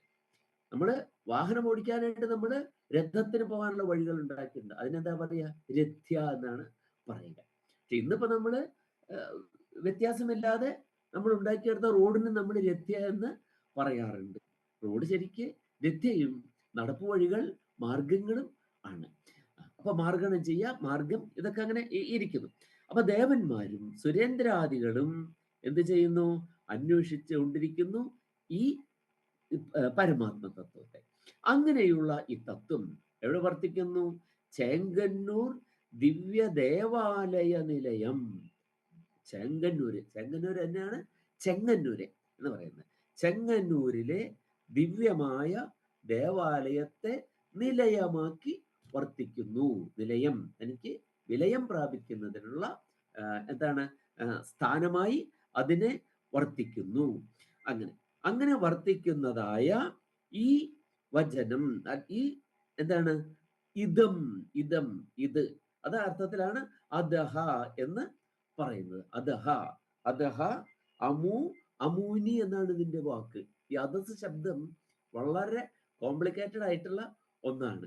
3 ലിംഗങ്ങളിലും ചൊല്ലുന്നതിന് അല്പശ്രദ്ധ. സംസ്കൃതം പഠിച്ചിട്ടുള്ളവരുണ്ടെങ്കിൽ അദഹ, അമു, അമൂനി എന്നാണ്. പുല്ലിംഗത്തിലാണെങ്കിൽ അസൗ, അമു, അസൗ, അമു, അമീ എന്ന് പുല്ലിംഗത്തില്. സ്ത്രീലിംഗത്തിലാണെങ്കിൽ അസൗ, അമു, അമൂഹു എന്ന് സ്ത്രീലിംഗത്തില്. കുട്ടികൾക്കൊക്കെ എപ്പോഴും തെറ്റുന്ന ഒരു ശബ്ദമാണ് ഈ അദസ് ശബ്ദം. അപ്പൊ എന്താണ് ഇത്? ഈ ചൈതന്യം ഇവിടെ വർത്തിക്കുന്നതായ അത്, ആ ചൈതന്യം എന്ന് അർത്ഥം. നിത്യം, എന്നും എന്നും എന്താകട്ടെ ഈ ചൈതന്യം, ഇപ്രകാരം ഉള്ളതായ ഈ ചൈതന്യം വൃത്യാരൂഢ അംബികേശാഹ്വയ പരചിതിയുഗ്മം. ആ ചൈതന്യം എന്താണ്? ബുദ്ധിയിൽ ആരൂഢമായിരിക്കുന്ന, ആരൂഢമായി ബുദ്ധി കൊണ്ട് നമ്മൾ എന്താണ് ചിന്തിച്ച് ധ്യാനിച്ച് നമ്മുടെ ബുദ്ധിയിൽ നാം സ്വീകരിച്ചിരിക്കുന്നതായിരിക്കുന്ന ഈ ചൈതന്യം എങ്ങനെയുള്ളതാണ്? അംബിക, ഈശൻ എന്നിങ്ങനെ നാമധേയങ്ങളോടുകൂടി വർത്തിക്കുകയാണ്. നമുക്ക് എപ്പോഴും ഒരു എന്താണ് രൂപമില്ലാത്ത ഒന്നിനെ വിഭാവനം ചെയ്യുക എന്നുള്ളത് നമുക്ക് വളരെ ക്ലേശകരമായിട്ടുള്ളതാണ്. അതുകൊണ്ട് നമ്മൾ എന്ത് ചെയ്യുന്നു? ബുദ്ധിയിൽ അംബിക എന്നും ഈശൻ എന്നും, അല്ലെ? അംബിക ദേവി ആയിട്ടും ഈശ്വരനായിട്ടും നമ്മൾ എന്ത് ചെയ്യുന്നു? നമ്മുടെ മനസ്സിൽ ഇങ്ങനെ ധ്യാനിച്ചു കൊണ്ടിരിക്കുന്ന യഥാർത്ഥത്തിലുള്ള ആ പരമമായ ചിത്ത്, പരമമായ ചിത്തിന്റെ ഇരട്ടം, ദ്വന്ദ്ം. പരമമായ ചിത്ത് തന്നെ 2 രൂപത്തിൽ എന്ത് ചെയ്യപ്പെടുന്നു? അവിടെ കാണപ്പെടുന്നു. അങ്ങനെയുള്ളതായ ആ ചൈതന്യം നമുക്ക് എപ്പോഴും മംഗളത്തിന് കാരണമായി ഭവിക്കട്ടെ, മംഗളകാരണമായിട്ട് ഭവിക്കട്ടെ. അപ്പൊ ഈ ചേങ്കന്നൂർ ശിവക്ഷേത്രം എന്നാണ് അതിന് പ്രശസ്തി എങ്കിലും അവിടത്തെ പ്രതിഷ്ഠകളിൽ മുഖ്യമായിട്ടുള്ളത്, പ്രധാനമായ സ്ഥാനം കൽപ്പിക്കപ്പെട്ടിരിക്കുന്നത് ദേവിക്കാണ്. ശിവക്ഷേത്രം എന്ന് പറയുമ്പോഴും അതെന്താണ്? ദേവിക്കാണ് അവിടെ ഈ പ്രാധാന്യം കൽപ്പിക്കപ്പെട്ടിട്ടുള്ളത്. അപ്പൊ അവിടെ ദേവൻ എന്താണ്? കിഴക്കിന് അഭിമുഖമായിട്ടും ദേവി പടിഞ്ഞാറിന് അഭിമുഖമായിട്ടുമാണ് ഇരിക്കുന്നത്. അപ്പോൾ ദേവിക്കാണ് അവിടെ എന്താണ്? പ്രഭാവ അതിരേകം അവിടെ ദേവിക്ക് തന്നെയാണ് കൊടുത്തിരിക്കുന്നത്. കാരണം എന്താണ്? എപ്പോഴും അവിടെ ഇപ്പൊ ശങ്കരാചാര്യരൊക്കെ പറയുന്നതനുസരിച്ചിട്ട്, സൗന്ദര്യലഹരി പറയുന്നതനുസരിച്ചിട്ട് ശിവശക്തിയായുക്തോ യതി ഭവതി ശക്ത പ്രഭവി. ശിവൻ ശക്തിയോട് ചേർന്നെങ്കിൽ മാത്രമേ സ്പന്ദിക്കുവാൻ പോലും ശക്തനായി തീരുകയുള്ളൂ. ഇവിടെയാണ് നമ്മുടെ ദേവി സങ്കല്പത്തിന്റെ പ്രാധാന്യം വരുന്നത്. ആ ശിവം എന്ന് പറയുന്നത്, ആ മംഗളം, അതെപ്പോഴും എന്ത് ചെയ്യണം? ശക്തിയോട് ചേരണം. ശക്തിയോട് ചേർന്നാൽ അതിനെന്താണ്? അത് നാനാരൂപഭാവങ്ങളാർന്ന് ഭവിക്കുവാൻ ശക്തമായി തീരും. തന്നെ ലോകത്തിലും അങ്ങനെ തന്നെയല്ലേ? സ്ത്രീയിലൂടെയാണ് എന്തായിത്തീരുന്നത്? നാനാ രൂപങ്ങളിൽ ഒരാൾ തന്നെ ഭവിക്കുന്നു. നമ്മള് മുമ്പ് നമ്മൾ പറയുകയുണ്ടായിട്ടുണ്ട്, ഒരാൾ തന്നെ അല്ലെ, ഒരാളുടെ മക്കൾ തന്നെ പലതായിത്തീരുമ്പോ എന്താണ് ഇങ്ങനെ നമ്മൾ പറയാറുണ്ടല്ലോ, ഓരോരുത്തർക്കും കുട്ടികൾക്ക് പേരിടുമ്പോ എന്താണ് ശിവൻ എന്ന് പേരുള്ള ശങ്കരൻ, അല്ലെങ്കിൽ പാർവതി എന്ന് പേരുള്ള ശങ്കരൻ, ഒക്കെ നമ്മൾ ഒരാൾ തന്നെ പലതായിത്തീരാണ്. അപ്പൊ അത് എന്ത് വേണം? അത് സ്ത്രീയിലൂടെയാണ്. സ്ത്രീ എന്ന റൂട്ടിന് ഒരു അർത്ഥമുണ്ട്, വിസ്തൃതമാകുക എന്നൊരു അർത്ഥമുണ്ട്. വിസ്തൃതി, ഒരു വസ്തു എത്ര സ്ഥലത്ത് വ്യാപിച്ചിരിക്കുന്നു അതാണ് അതിന്റെ വിസ്തൃതി. അപ്പൊ സ്ത്രീ എന്ന റൂട്ട് വളരെ ശ്രദ്ധിക്കേണ്ട ഒന്നാണ്. അതുകൊണ്ടാണ് സ്ത്രീ എന്ന് അവിടെ പറയുന്നത്. വേറെ അതിന് വ്യുത്പത്തിയൊക്കെ പറയുന്നുണ്ട്, സ്ത്യൈ എന്നുള്ള ധാതു ഒക്കെ പറയുന്നുണ്ട് അല്ലെ. ശോണിതവും പിന്നെ എന്താണ് മറ്റേ ബീജവും ശോണിതവും അവളിൽ കട്ട പിടിക്കുന്നു അല്ലെങ്കിൽ ഗർഭമായി തീർന്നു എന്ന അർത്ഥമൊക്കെ പറയാറുണ്ട്. പിടിക്കുക, അതിൽ പിടിക്കുക എന്നർത്ഥം. പിടിക്കുക, ഗർഭം എന്ന വാക്കൊക്കെ അതിൽ നിന്നാണ് ഉണ്ടാവുന്നത് അല്ലെ. ആ വാക്കാണ് നമ്മൾ പാണിഗ്രഹണത്തിന് ഉപയോഗിക്കുന്നത്. ഗൃഭ്ണാമി തേ സൗഭഗത്വായ ഹസ്തം മയാ പത്യാ ജരദഷ്ടിർയഥാസഹ ഭഗോ അര്യമാ സവിതൃപുരന്ധിർ മഹ്യം ത്വാദുർ ഗാർഹപത്യായ ദേവാഹ. ഋഗ്വേദത്തിലെ മന്ത്രമാണ്. ഒരു പുരുഷൻ സ്ത്രീയുടെ കരം ഗ്രഹിക്കുന്ന സമയത്ത് ചൊല്ലുന്ന മന്ത്രമാണ് അത്. ഗൃഭ്ണാമി, പിടിക്കുന്നു എന്നാണ് അർത്ഥം. സൗഭഗത്വായ ഹസ്തം, ഞാൻ സൗഭാഗ്യത്തിന്, അതോടുകൂടിയാണ് സൗഭാഗ്യം വന്നു ചേരുന്നത്, വിവാഹത്തോട് കൂടിയിട്ട്. തൻ്റെ അർദ്ധാംഗഹാരിണി തന്നെയാണ് ശരിക്ക്. അങ്ങനെയുള്ള ഒരു സ്ത്രീയുമായി ചേരുമ്പോഴാണത് പൂർണ്ണതയിലേക്ക് എത്തുന്നത്. അപ്പോ എപ്പോഴും എന്താണ് ആശയം? ശിവൻ എന്ന് പറയുന്നത് ഒരു ആശയമാണ്. ശക്തി എന്ന് പറയുന്നത് എന്താണ്? അത് വാക്കാണ്. വാക്ക് സ്ത്രീലിംഗമാണ് ആ പദം. അപ്പൊ അതിനോട് ചേരാം. നമ്മുടെ ഉള്ളിലും അങ്ങനെ തന്നെയല്ലേ. നമ്മുടെ ഉള്ളിലുള്ള ഒരു ആശയം എന്ത് ചെയ്യണം? അത് പ്രകാശിപ്പിക്കുന്നതിന് ശക്തമായ പദങ്ങളിലേക്ക് സംക്രമിപ്പിക്കാൻ പറ്റിയാൽ മാത്രമേ ആ വാക്ക് നമുക്ക് എന്ത് ചെയ്യാൻ പറ്റുള്ളൂ, ആ ആശയത്തെ നമുക്ക് പ്രചരിപ്പിക്കാൻ കഴിയുകയുള്ളൂ. അല്ലെങ്കിൽ പറ്റില്ല അല്ലെ. പലപ്പോഴും നമുക്ക് ശക്തമായ പദങ്ങൾ കിട്ടാതെ വരും. അപ്പോഴാണ് നമ്മൾ എപ്പോഴും സംസാരിക്കുമ്പോൾ കേൾക്കാം ഒരു ഒരു ഒരു ഒരു ഇത്. എന്താണ് ഈ ഒരു ഇത് എന്ന് പറയുന്നത്? അത് കൃത്യമായ ഒരു പദം നമുക്ക് കിട്ടാതെ വരിക. അങ്ങനെ വന്നപ്പോ പദം, അതാണ് പദം എന്ന് തന്നെ പറയുന്നത്. പദം എന്താണ്? കാല്. ഒന്ന് ആശയം. ആശയം നമ്മുടെ ഉള്ളിൽ ശയിക്കുന്നതാണ് ആശയം. അത് മറ്റൊരാളിലേക്ക് ചെല്ലണമെങ്കിൽ എന്ത് വേണം? അതിന് കാല് വേണം, പദം വേണം, ചരണം വേണം. അപ്പൊ ആ പദത്തിലേക്ക്, ആ പദത്തിൽ ഊന്നിയാൽ അതിനെന്ത് ചെയ്യാൻ പറ്റും? അതെല്ലായിടത്തും സഞ്ചരിക്കാൻ പറ്റും. അതാണ് ശങ്കര ഭഗവത്പാദർ പറഞ്ഞത്, ശിവശക്തിയായുക്ത യതി ഭവതി ശക്ത പ്രഭവിതും നചേദേവം ദേവോ നഖലു കുശല സ്പന്ദിതുമഭി. സ്പന്ദിക്കാൻ പോലും ശക്തമായി തീരുകയില്ല എന്ന് വളരെ പ്രൗഢമായ ഭാഷയിൽ ശങ്കര ഭഗവത്പാദർ നമുക്ക് പറഞ്ഞു തന്നു. കാളിദാസൻ വളരെ എന്താണ് സരളമായ ഒരു ഭാഷയിൽ നമുക്കത് പറഞ്ഞു തന്നു. വാഗർത്ഥാവിവ സംപൃക്തവും, വാക്കും അർത്ഥവും പോലെ സംപൃക്തമായിരിക്കുന്നു എന്ന് കാളിദാസൻ. അവിടെയാണ് അതിൻ്റെ രണ്ട് എന്താണ് അതിൻ്റെ ആവിഷ്കാരത്തിന്റെ രണ്ട് തലമാണ് നമ്മൾ അവിടെ കാണുന്നത്. അപ്പൊ ഇത് രണ്ടും ഒന്ന് തന്നെ. അപ്പൊ ഇങ്ങനെയുള്ള ഈ ദേവൻ അപ്പൊ ഇങ്ങനെ ഇരിക്കുമ്പോൾ അപ്പൊ അവിടെ എപ്പോഴും എന്താണ് ആ പ്രാധാന്യം? അപ്പൊ ജനങ്ങളെ അനുഗ്രഹിക്കുന്നത്, ഭക്തജന അനുഗ്രഹണ പ്രവണമായിരിക്കുന്നത് ആരാണ്? അവിടെ ദേവിയാണ്. അപ്പൊ അതുകൊണ്ടാണ് ആ ദേവിക്ക് വലിയതായ പ്രാമുഖ്യം അവിടെ പറഞ്ഞിരിക്കുന്നത്. അപ്പൊ ശിവൻ കിഴക്കിന് അഭിമുഖമായിട്ടിരിക്കുമ്പോൾ ദേവി പടിഞ്ഞാറിന് അഭിമുഖമായിരിക്കുന്ന ഭുവനേശ്വരിയാണ് അവിടെ. ഭുവനത്തിന്റെ രക്ഷണത്തിനായിരിക്കുന്ന ദേവിയാണ് അവിടെ. ഇങ്ങനെ കുടികൊള്ളുന്ന ആ ദേവി എന്താണ്? അവിടുത്തെ ദേവൻ ഒരു പ്രത്യേകതയുണ്ട്. ആ ദേവൻ ദേവിയെ കുറിച്ചുള്ള വലിയ ചിന്തയോട് കൂടിയിട്ടാണ് അവിടെ ഇരിക്കുന്നത്. ദക്ഷപ്രജാപതിയുടെ യാഗത്തിൽ ദേഹ ആഹൂതി നടത്തിയ ദേവിയുടെ ചിന്തയിൽ മുഴുകിയിരിക്കുന്ന ദേവനാണ് അവിടെ. അതുകൊണ്ട് തന്നെ അപ്പൊ ചെങ്ങന്നൂര് ചെന്നാൽ അവിടുത്തെ ആളുകൾ പലപ്പോഴും പറയാറുണ്ട് എന്താണ്? ദേവൻ കിഴക്കോട്ട് നോക്കിയിരിക്കുന്നത്, അതിലൂടെ പ്രവഹിക്കുന്ന നദിയെ നോക്കിയിരിക്കുകയാണ്, ഗംഗയെ നോക്കിയിരിക്കുകയാണ്. അത് ഇഷ്ടപ്പെടാത്ത ദേവിയാണ് പടിഞ്ഞാറോട്ട് നോക്കിയിരിക്കുന്നത് എന്ന് അവിടെ പറയാറുണ്ട്. പക്ഷെ അങ്ങനെ വരുമ്പോൾ ദേവിക്ക് എന്താണ്? ദേവിക്ക് ഒരു ഈർഷ്യ ഭാവമാണ് അവിടെ ഉള്ളത്.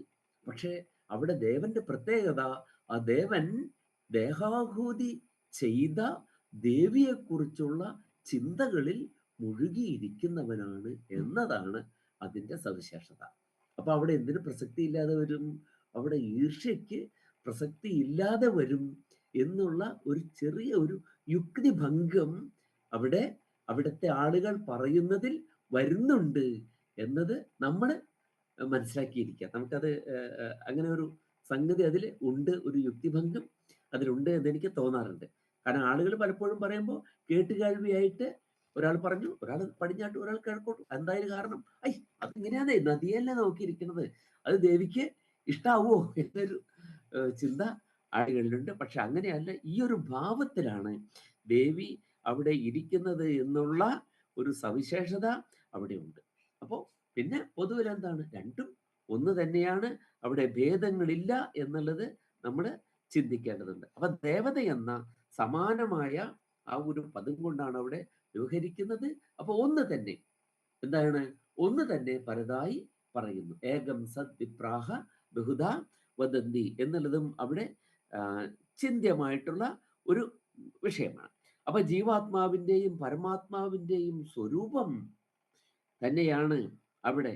അവ തമ്മിലുള്ളതായ ഭേദങ്ങൾ, ഭേദചിന്തയെ അകറ്റുന്നതാണ് വാസ്തവത്തിൽ ഇത്, അല്ലെ? ഒരു ദേവി ആ ദേഹത്യാഗം ചെയ്തുവെങ്കിൽ പോലും എന്താകുന്നില്ല, വാസ്തവത്തിൽ അത് അങ്ങനെ ഒരു നാശം അതിന് ഉണ്ടാകുന്നില്ല. ദേഹി നിത്യം അവധ്യോയം. ദേഹി എന്താണ്, എന്നും അവധ്യൻ ആണ് ദേഹി ആത്മാവ്, അല്ലെ? ദേഹേ സർവസ്യ ഭാരത തസ്മാത് എന്താണ്, അപരിഹാര്യ അർത്ഥേ. അപരിഹാര്യമാണ് മൃത്യു എന്ന് പറയുന്നത്, അപരിഹാര്യമാണ്. ആ മൃത്യു എന്താണ്? മൃത്യു എന്നുള്ളത് എന്താണ്, രണ്ടാമതൊരു ഭാവത്തെ പൂണ്ടതിൻ്റെ നാശമാണ്. എന്തുകൊണ്ടാണ്? കായം. ക എന്നുള്ളത് എന്താണ്? കുത്സിതമായത്, നിന്ദ്യമായ എന്ന അർത്ഥത്തിലാണ് കാ എന്ന് പറയുന്നത്. കാ പുരുഷ. കാ പുരുഷ എന്ന് പറഞ്ഞാൽ എന്താർത്ഥം? കുത്സിതനായ, നിന്ദ്യനായ പുരുഷൻ എന്നാണ് അർത്ഥം. ദൈവേന ദേയമിതി കാ പുരുഷാവദന്തി. എല്ലാം നമുക്ക് ദൈവം തരും, അല്ലെ? വാസ്തവത്തിൽ എന്താണ്? ഉദ്യോഗിനം പുരുഷസിംഹം ഉപൈതി ലക്ഷ്മി. ഉദ്യോഗം, നല്ല പരിശ്രമം ചെയ്യുന്ന പുരുഷനെയാണ് ദേവി ആശ്രയിക്കുന്നത്, ഐശ്വര്യ ദേവത കടാക്ഷിക്കുന്നത്. ദൈവേന ദേയം ഇത് കാപുരുഷാഭവന്തി. ദൈവേന ദേയം എന്ന് പറഞ്ഞാൽ ഭാഗ്യം ഉണ്ടെങ്കിൽ കിട്ടും എന്ന് പറയുന്നത് കാപുരുഷാഹ എന്ന് പറഞ്ഞാൽ എന്താണ്? കുത്സിതമായ, നിന്ദ്യരായ പുരുഷനാണ് അങ്ങനെ പറയുന്നത്. അപ്പൊ കാ എന്നുള്ള എന്തർത്ഥത്തെ കാണിക്കുന്നു? കാ എന്നുള്ള കുത്സിതം എന്നുള്ളത് കാണിക്കുന്നു. കായം, നമ്മുടെ ശരീരത്തിനൊരു പര്യായം എന്താണ്? കായം. എന്താണ്? കുത്സിതമായ, ഏറ്റവും നിന്ദ്യമായ വിധത്തിലുള്ളതായ അയം. അയം എന്താണ്? പോക്ക്.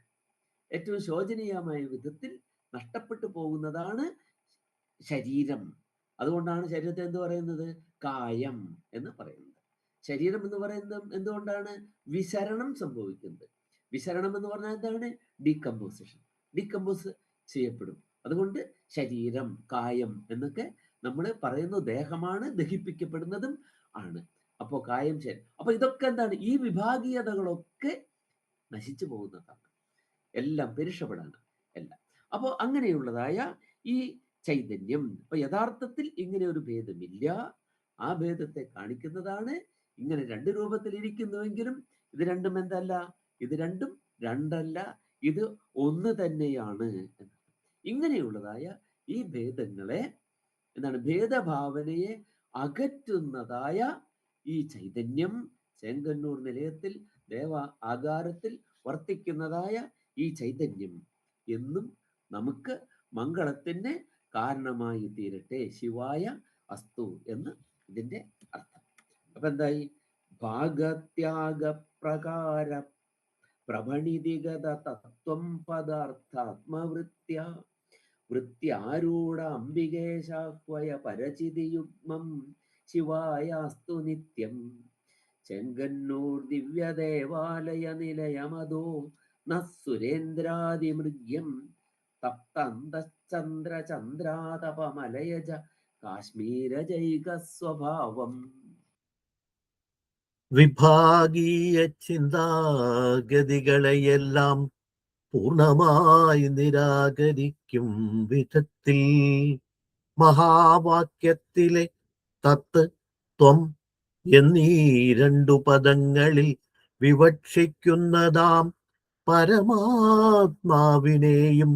ജീവാത്മാവിനെയും ഒന്നായറിഞ്ഞു വർത്തിച്ചുകൊണ്ടും മനസ്സാകും തപ്തചന്ദ്രന് കുളിർമയേകും നിലാവ് ചന്ദന കുങ്കുമമിത്യാദികളായി പ്രവർത്തിച്ചും ഇന്ദ്രാദിദേവതാഗണം തേടും വിധത്തിൽ ചെങ്ങന്നൂരിലെ ദിവ്യദേവാലയം സ്വവസതിയാക്കി സാധക ബുദ്ധിയിൽ ആരൂഢമായിരുന്നും ഒന്നെങ്കിലും അംബിക മഹേശ്വരൻ എന്നീ ദേവതാസന്നിധികളായി നിത്യം വിരാജിക്കുമാ പരബ്രഹ്മപ്പൊരുൾ നമുക്കെല്ലാം മംഗളകാരിയായി ഭവിച്ചിടട്ടെ. നമുക്ക് രണ്ടാമത്തെ ശ്ലോകത്തിലേക്ക് കിടക്കാം. ത്വദ്രൂപം ഇതല്ല. യത്തേജോ ബ്രഹ്മനാഡ്യുദ്ഗത ഭുജഗവധൂചാലനാക്ഷിപ്ത സോമാ സിക്തം സംഭാവ്യതേ സ്മത്സുധിത ഹൃദയ നാളീല സത്കർണികായാം ശംനഃ പുഷ്ണാതു കൃഷ്ണ സകല ഭുവന ലാവണ്യ കാണ്ഡൈക പണ്യസ്ഥാന ശ്വേതാശ്വസാരത്യഭിത പരഗുരു സോയമാറന്മുളേശ. ചെങ്ങന്നൂരിൽ പോയി ആറന്മുളയ്ക്ക് എത്തിയിരിക്കുകയാണ് ഇപ്പോ. അപ്പോ എന്താണ്? യത് തേജഃ, ഏതൊരു തേജസ്സാണ്. യത് തേജഃ ബ്രഹ്മനാഡ്യുദ്ഗത ഭുജഗ വധൂ ചാലനാക്ഷിപ്ത സോമാസിക്തം എന്നാണ്. യത് തേജഃ ബ്രഹ്മനാഡ്യുദ്ഗത ഭുജഗവധൂ ചാലനാക്ഷിപ്ത സോമാസിക്തം സംഭാവ്യതേ അസ്മത്സുധിത ഹൃദയ നാളീലസത്കർണികായാം ശം നഃ പുഷ്ണാതു കൃഷ്ണഃ സകല ഭുവന ലാവണ്യ കാണ്ഡൈക പണ്യസ്ഥാനഃ ശ്വേതാശ്വസാരത്യഭിത പരഗുരുഃ സഹ അയം ആറന്മുളേശഃ. ആ ആറന്മുളേശൻ, ആറന്മുളയ്ക്ക് ഈശനായി ഇരിക്കുന്ന ആ ദേവൻ എന്നർത്ഥം. ആറന്മുള, അസ്മത്, ആ ദേവൻ എന്തായിരിക്കട്ടെ? അസ്മത് നമ്മുടെ, എന്താണ്? നമുക്ക്. ആരാണ് ഈ ദേവൻ? കൃഷ്ണനാണ്. നഹ ശം പുഷ്ണന്തു, നമുക്ക് ശം. ശം എന്താണ്? സൗഖ്യം, സുഖം. സുഖത്തെ പുഷ്ണാതു, പുഷ്ണാദി എന്ന് പറഞ്ഞാൽ അർത്ഥം പോഷിപ്പിക്കുന്നു. നമുക്ക് സുഖത്തെ പോഷിപ്പിക്കട്ടെ, കൂടുതൽ കൂടുതൽ നമുക്ക് സുഖത്തെ നൽകുമാറാകട്ടെ, സുഖപ്രദാദിയായി, സുഖപ്രദാനം ചെയ്യുന്ന ശക്തിയായി ഭവിക്കട്ടെ എന്നർത്ഥം. എങ്ങനെയുള്ളതാണ്? അസ്മത്സുധിത ഹൃദയനാളീലസത്കർണികായാം. അസ്മാകം, നമ്മുടെ അഥവാ ഞങ്ങളുടെ ശുദ്ധമായിരിക്കുന്ന, ശോധനം ചെയ്യപ്പെട്ടിരിക്കുന്ന, ശുദ്ധമാക്കപ്പെട്ടിരിക്കുന്ന ഹൃദയനാളികളിൽ, ഹൃദയനാളി അതിൽ പരിലസിക്കുന്ന കുണ്ടലത്തിൽ, അസ്മാകം ഹൃദയനാളിയിൽ പരിലസിക്കുന്ന കുണ്ടലത്തിൽ, അതിൽ ഒരു കുണ്ടലം പരിലസിക്കുന്നുണ്ട്. ആ കുണ്ടലം ഏതാണ് എന്ന് പറയാൻ പോകുന്നു. അതിൽ പരിലസിക്കുന്നതായ ഏതൊരു തേജസ്സാണോ, അപ്പൊ നമുക്കറിയാം കുണ്ടലിനി ശക്തി അവിടെ സ്ത്രീരൂപമായിട്ടാണ് പറഞ്ഞിരിക്കുന്നത്. കുണ്ടലിനി ശക്തിയെ നമ്മുടെ ധ്യാനങ്ങളിലെല്ലാം, ആരാധനയിലെല്ലാം എന്താണ് ചെയ്യുന്നത്? ആ കുണ്ടലിനി ശക്തിയെ ഉണർത്തി നമ്മൾ എന്ത് ചെയ്യാണ്? ഉയർത്തി കൊണ്ടുവന്ന് ആജ്ഞാചക്രത്തിലെത്തിച്ച് അവിടെ നിന്ന് സഹസ്രാരത്തിലേക്ക് എത്തിക്കുകയാണ് ചെയ്യുന്നത്. അവിടെയാണ് നമ്മുടെ പൂജാവിധികളിലൊക്കെ വരുന്നത്. അങ്ങനെയാണ് ഇതാണ് ചെയ്തുകൊണ്ടിരിക്കുന്നത്. അപ്പോ അങ്ങനെയുള്ള അതിൻ്റെ ആ ശക്തി ഉണർന്നു വരുമ്പോൾ അവിടെ പ്രകാശിക്കുന്ന കുണ്ടലമുണ്ട്, ഒരു കുണ്ടലം. ആ കുണ്ടലത്തിൽ, കുണ്ടലം എന്ന് പറഞ്ഞാൽ എന്താണ്? കർണാഭരണമാണ്, നമുക്കറിയാം. അങ്ങനെ ആ കുണ്ടലത്തിൽ ഏതൊരു തേജസ്സാണോ പ്രകാശിക്കുന്നത്, ഏതൊരു തേജസ്സാണോ പ്രകാശിക്കുന്നത്, അതെങ്ങനെയാണ് അത്? ബ്രഹ്മനാഡ്യുദ്ഗത ഭുജഗവധൂ ചാലനാക്ഷിപ്ത സോമാസിക്തം ആണ് ആ തേജസ്. എങ്ങനെ ഈ ഒരു തേജസ് കുണ്ടലിനിയിൽ നിന്ന് ഉണർന്നു വന്ന് സഹസ്രാരത്തിലേക്ക് എത്തുന്നു.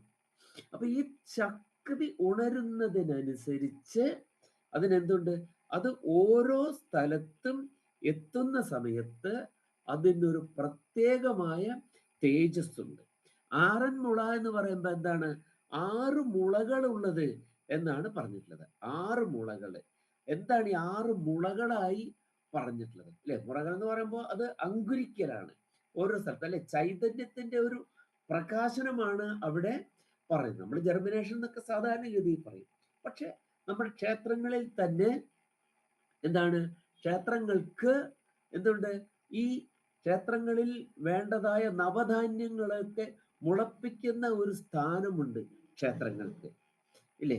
ആ ക്ഷേത്രങ്ങള്, അല്ലെ? നമ്മൾ സാധാരണ നാലമ്പലം എന്നൊക്കെ പറയുമ്പോൾ സാധാരണ നമ്മൾ പറയുന്നത് നാലമ്പലം എന്ന് പറയുന്നത് രാമലക്ഷ്മണന്മാരും ഭരതശത്രുഘ്നന്മാരും പ്രതിഷ്ഠിതമായിരുന്ന ക്ഷേത്രങ്ങൾ സന്ദർശിക്കുന്നത്. പക്ഷെ അങ്ങനെയല്ല. നാലമ്പലം എന്ന് പറയുന്നത് എന്താണ്? ക്ഷേത്രത്തിന്റെ തിടപ്പള്ളി എന്ന് പറയുന്ന ഭാഗമാണ് ഈ നാലമ്പലം എന്ന് പറയുന്നത്. നാലമ്പല ദർശനം, നമ്മൾ ക്ഷേത്രത്തെ സന്ദർശിക്കുമ്പോൾ തന്നെ എന്ത് ചെയ്യുന്നുണ്ട്? നാലമ്പലത്തിലൂടെയൊക്കെ നമ്മൾ കടന്നു പോകുന്നുണ്ട്. ഇന്നിപ്പോ നമ്മൾ പലപ്പോഴും ദർശനങ്ങളിൽ നിന്ന് വിട്ടുപോയി ആചാരങ്ങളിലേക്ക് പോകുന്നു എന്നുള്ളതിന്റെ ഒരു നിദർശനം കൂടിയാണ് ഇന്ന് പറയുന്നതായ നാലമ്പല ദർശനം. അത് വേണ്ടെന്നല്ല ഞാൻ പറയുന്നത്, ആയിക്കൊള്ളട്ടെ. പക്ഷെ എന്താണ്, അതോടൊപ്പം നാലമ്പലം എന്ന് പറയുന്നത് ഇത് മാത്രമല്ല, ക്ഷേത്രത്തിന്റെ തിടപ്പള്ളിയാണ് ശരിക്കും നാലമ്പലം എന്ന് പറയുന്നത്. അതിന്റെ ബൗദ്ധികമായിട്ടുള്ള കാര്യങ്ങൾ. അപ്പൊ അവിടെ ഈ നവധാന്യങ്ങളൊക്കെ മുളപ്പിക്കുന്നതും ദേവന് നിവേദ്യമായി നൽകാനുള്ള അന്നം പാകം ചെയ്യുന്നതും ഒക്കെ ആയിട്ടുള്ളത് എവിടെയാണ്? പാകപ്പെടുത്തുന്ന സ്ഥലമാണ് ഈ നാലമ്പലം എന്ന് പറയുന്ന ഭാഗം. അപ്പോ ഏതാണ്ട് നമ്മുടെ ശരീരത്തിന്റെ വിജ്ഞാനമയ കോശം എന്ന് പറയാവുന്ന ഒരു ഭാഗമാണ് ഇത്, ഈ പറയുന്നതായ ഈ നാലമ്പലം എന്ന് പറയുന്നത്.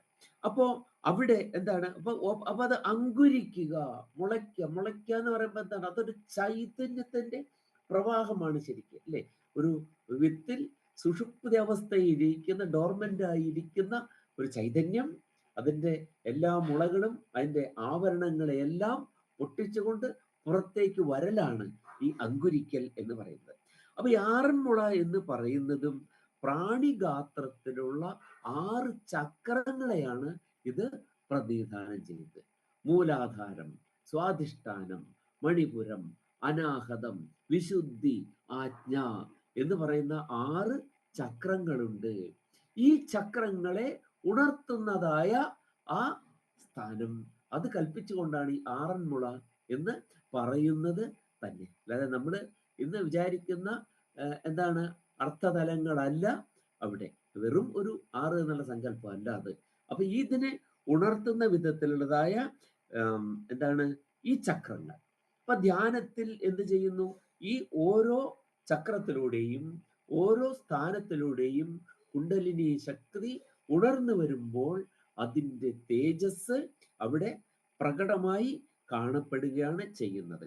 അപ്പോൾ അവിടെ എന്തായിട്ടാണ്? അപ്പോൾ ആറന്മുള ഈശനെ ആരാണ് അവിടെ? പാർത്ഥസാരഥിയാണ്. നമുക്ക് അറിയാം, പാർത്ഥനെ അർജുനന്റെ ഏരാളിയായി ഭഗവാൻ തന്നെ നിന്നതായ ആ ഒരു ഭാവത്തിലാണ് അവിടെ നിൽക്കുന്നത്, പേര് തെളിക്കുന്നവനായിട്ടാണ്. അപ്പോ എന്താണ്? ആ രാജനാണ് ശരിക്ക്, രാജാവാണ് ശരിക്ക്. എന്നിട്ടും എന്താണ്? തേരാളിയായിട്ട് അവിടെ വർത്തിക്കുന്നു, തന്റെ ഭക്തനായ അർജുനനെ അവന്റെ ലക്ഷ്യങ്ങളിലേക്ക് എത്തിക്കാനായിട്ട് തേർ തെളിച്ചുകൊണ്ട് വരുന്നതായ ആ ഒരു തേജസ്. ഏത് തേജസ്സാണോ ബ്രഹ്മനാഡ്യുദ്ഗത ഭുജഗവധൂ ചലനാക്ഷിപ്ത സോമാസിക്തം ആയിട്ട് അനുഭവപ്പെടുന്നത് എന്താണത് എന്നാണ് പറഞ്ഞത്. ബ്രഹ്മനാഡിയിൽ, ബ്രഹ്മനാഡി എന്താണ്? നമ്മുടെ നാഡി അറിയാമല്ലോ, ബ്രഹ്മനാഡി. ബ്രഹ്മനാഡിയിൽ നിന്ന് ഉയർന്നു പോയ, അതിന്റെ ഏറ്റവും അത് വർത്തിക്കുന്നതാണ് ഏറ്റവും ആധാരമായി വർത്തിക്കുന്നത് മൂലാധാരം. മൂലാധാരത്തിൽ നിന്ന് ഉണർന്ന് മുകളിലേക്ക് നീങ്ങുന്നതായ നാഗവധു, കുണ്ടലിനി എന്നാണല്ലോ പറഞ്ഞിട്ടുള്ളത്. കുണ്ടലിനി എന്ന് പറഞ്ഞാൽ എന്താ അർത്ഥം? നാഗവധു, പെണ്ണാഗം എന്നാണ് അർത്ഥം. അപ്പൊ ഈ പെണ്ണാഗം അവിടെ നിന്ന് ഉണർന്നുകൊണ്ട് നാഗവധുവിന്റെ ചലനത്താൽ ആകർഷിക്കപ്പെടുന്ന ചന്ദ്രനാൽ സേചനം ചെയ്യപ്പെട്ടതായിട്ട്, ചന്ദ്രന്റെ തേജസ് അതിലേക്ക് സംക്രമിച്ചതായിട്ട് തോന്നുകയാണ്. അപ്പൊ ഈ നാഡിയിൽ എന്തുണ്ടെന്നാണ് പറയുന്നത്?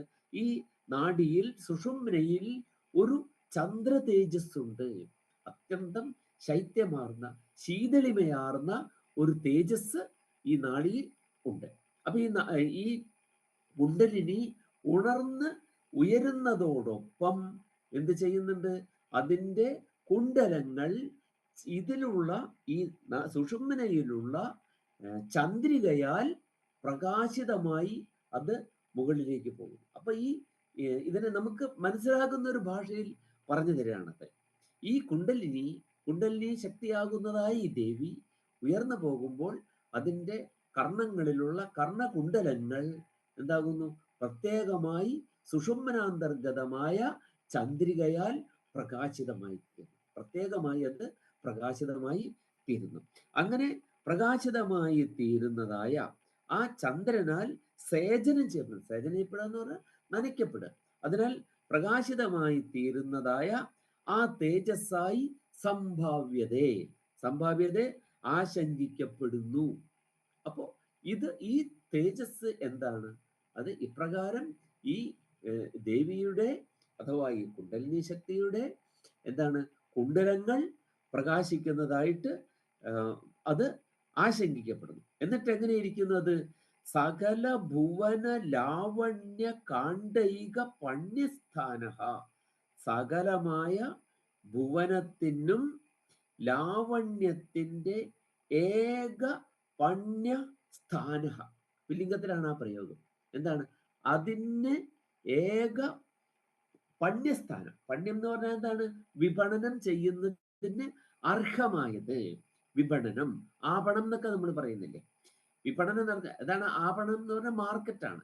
ഇതോടെ മാർക്കറ്റിന്റെ ആപണം എന്ന് പറയുന്നത് അവിടെ വിപണനം നടക്കുന്നു അല്ലെ? എന്നിട്ട് അതിന്റെ ഒരു എക്സ്ചേഞ്ച് ആണ്, കൊടുക്കലും വാങ്ങലും നടക്കുന്ന സ്ഥലമാണ്. അപ്പോ ഈ തേജസ്സിന്റെ ഏക പണ്യസ്ഥാനം, വിപണന സ്ഥാനമായിട്ടാണ് ആര് വർത്തിക്കുന്നത്? ഇവിടെ പാർത്ഥസാരഥി വർത്തിക്കുന്നത്. അപ്പൊ ഈ തേജസ്സിനെ പ്രദാനം ചെയ്യാൻ ഏത് ജീവിയിലും ഏത് സ്ഥാനത്തും ഈ തേജസ്സിനെ എന്താണ് ഈ ആത്മീയമായ തേജസ്സിനെ പ്രദാനം ചെയ്യുന്നതിന് സകല ലോകത്തിനും ലാവണ്യ സഞ്ചയത്തിന് ഒരേ ഒരു വിപണന സ്ഥാനമാണ് ഈ ദേവൻ. അപ്പൊ ഈ തേജസ്സിനെ പ്രകാശിപ്പിക്കുന്നത് എന്താണ്? ഈ ഹൃച്ചന്ദ്രികയ്ക്ക് എന്താ ആസ്ഥാനമായി വർത്തിക്കുന്നത് ഈ ദേവനാണ്, ഈ പാർത്ഥസാരഥിയാണ്.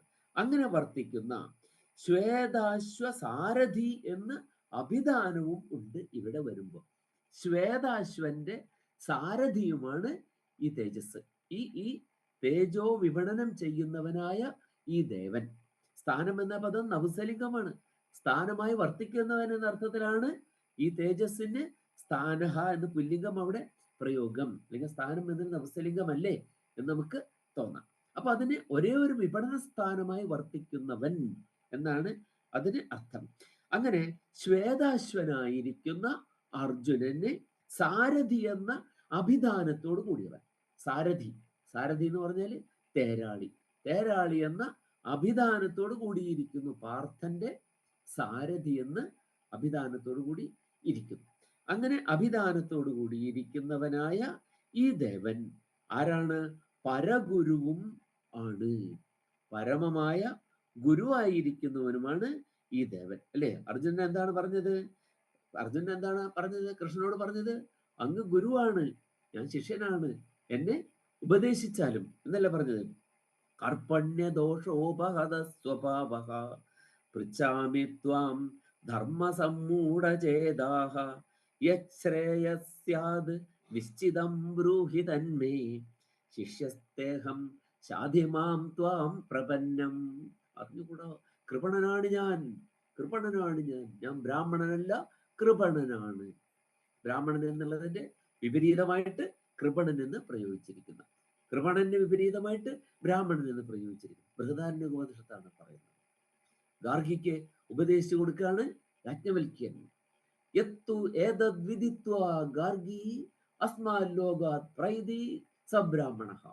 ഈ പരമമായ തത്വത്തെ അറിഞ്ഞുകൊണ്ട് ഈ ലോകത്ത് നിന്ന് പോകുന്നവനാണ് ബ്രാഹ്മണൻ. ഈ ലോകത്ത് പോവാന്ന് പറഞ്ഞാൽ എന്താണ്? ഈ ലോകത്തിന്റെ സുഖദുഃഖങ്ങളിൽ നിന്നെല്ലാം, ലോകത്തിന്റെ വ്യവഹാരങ്ങളിൽ നിന്നെല്ലാം മാറി നിൽക്കുന്നവനാണ് ബ്രാഹ്മണൻ. അവൻ ലോകത്ത് ജീവിച്ചാലും എന്തുപോലെയാണ്? വെള്ളത്തിൽ കിടക്കുന്ന താമരയില പോലെയാണ്. എന്ത് ചെയ്യുന്നില്ല? അത് വെള്ളം അതിൽ പറ്റുന്നതേയില്ല. ഇങ്ങനെ യഹ അസ്മാൻ ലോകാത് പ്രൈതി സഹ ബ്രാഹ്മണ, അവനാണ് ബ്രാഹ്മണൻ. അല്ലാതെ എന്തല്ല? ബ്രാഹ്മണനായ മാതാപിതാക്കളിൽ നിന്ന് ജനിച്ചവനല്ല ബ്രാഹ്മണൻ.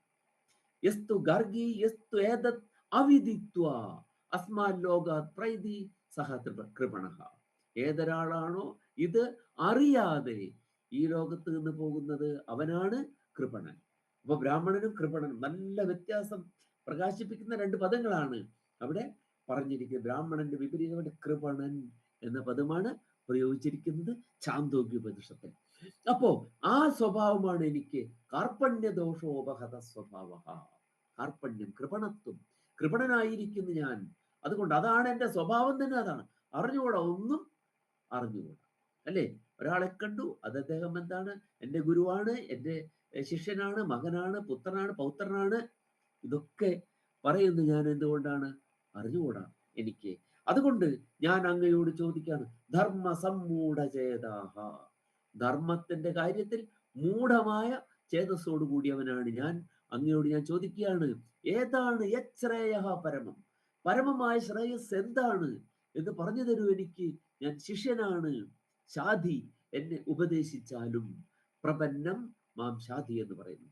അപ്പോ അങ്ങനെ ആ ഗുരുവായിരിക്കുന്നവനാണ് ഈ ദേവൻ. പരമഗുരുവായിരിക്കുന്ന സഹ അയം ദേവഹ, ആറന്മുളയ്ക്ക് അധിപനായി വർത്തിക്കുന്ന ആ ദേവൻ ഭഗവാൻ നമുക്ക് മംഗളപ്രദായിയായി തീരട്ടെ എന്ന് അവിടെ പറഞ്ഞിരിക്കുന്നു. ഈ പ്രാർത്ഥനയാണ് ഇതിൽ അന്തർലീനമായിരിക്കുന്നത്, അഥവാ ഇതിൻ്റെ അർത്ഥം തന്നെ അതാണ്.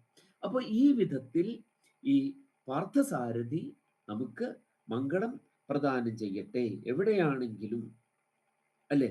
ഈ അപ്പൊ ദേവിയുടെ കർണപൂരത്തെ പറ്റി പറയുന്നുണ്ട്. അപ്പൊ ഈ ശക്തിയിലും എന്താണ് വാസ്തവത്തിൽ അതിന് ആ തേജസ്സിനെ നൽകുന്നത് എന്താണ്? ഈ കൃഷ്ണൻ തന്നെയാണ്. അപ്പൊ കൃഷ്ണനെ തന്നെ പറയുമ്പോൾ തന്നെ എന്താണ്? നമ്മളെപ്പോഴും കൃഷ്ണനിൽ തന്നെ ആ മകരാഭകുണ്ടല യുഗം, അല്ലെ, നാരായണീയത്തിൽ പറയുന്നത് ഒരുവിധം ആളുകളുടെ ഒക്കെ മനസ്സിലുള്ള ശ്ലോകമാണത്, അല്ലെ?